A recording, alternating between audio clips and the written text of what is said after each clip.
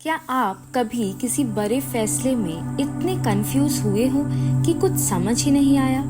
जैसे दोनों रास्ते गलत भी लग रहे हो और सही भी। शायद करियर चेंज का फैसला हो, या एक रिश्ते को छोड़ना, या एक ऐसी सच्चाई जिसे एक्सेप्ट करने में डर लगता हो। अगर आपने कभी ऐसा महसूस किया है तो आप अकेले नहीं हो।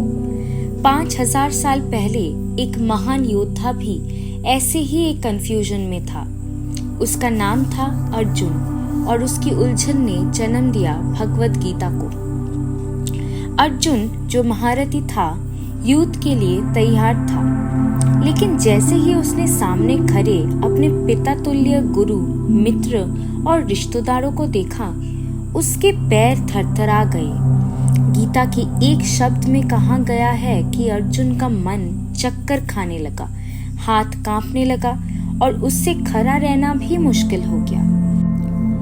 आज के जमाने में भी हम अपने अपने कुरुक्षेत्र से लड़ते हैं। स्टेबल जॉब और अपने पैशन के बीच चुनना मुश्किल हो जाता है। क्या एक रिश्ता जिसमें खुशी नहीं है उसे छोड़ दूं, या समझ के झेलता रहूं? कभी कभी हम समझते हैं सही क्या है, लेकिन हम कर नहीं पाते। अर्जुन की तरह हम भी कोलैप्स कर जाते हैं, लेकिन तभी जैसे अर्जुन ने कृष्णा को पुकारा, हमें भी गीता की तरफ मुड़ना होता है। अर्जुन ने जब अपनी हार स्वीकार की, तब उसने कृष्णा से कहा कि वो अपना कर्तव्य समझ नहीं पा रहा और उसे सही क्या है ये बताया जाए। कृष्णा ने उसे एक बड़ी गहरी बात कही। गीता के एक लाइन में कहा गया है कि तुम्हारा अधिकार केवल कर्म करने में है, फल पर नहीं। मतलब हम अपने एक्शंस के लिए जिम्मेदार हैं, लेकिन रिजल्ट हमेशा हमारे कंट्रोल में नहीं होता।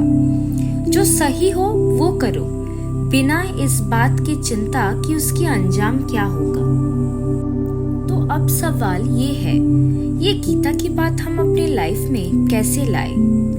पहली स्टेप, अर्जुन की तरह अपने इमोशंस लिखो। दिल की बात खुद से छुपाओ मत। स्टेप 2, अपने आप से पूछो, मेरा धर्म क्या है, सही क्या है, कंफर्टेबल क्या है, इससे अलग करो। स्टेप 3, एक्शन लो। जो फैसला लेना चाहते हो उसे पूरी शिद्दत से लो, लेकिन फल को छोड़ दो। रिजल्ट का डर बिल्कुल मत रखो। अगर अर्जुन जैसे योद्धा को भी कंफ्यूजन हो सकता है, तो हम जैसे आम लोगों का डरना स्वाभाविक है। लेकिन उसने कृष्णा से सीखा, और हम भी सीख सकते हैं। भगवद गीता केवल एक होली बुक नहीं है, ये एक बैटलफील्ड मैनुअल है।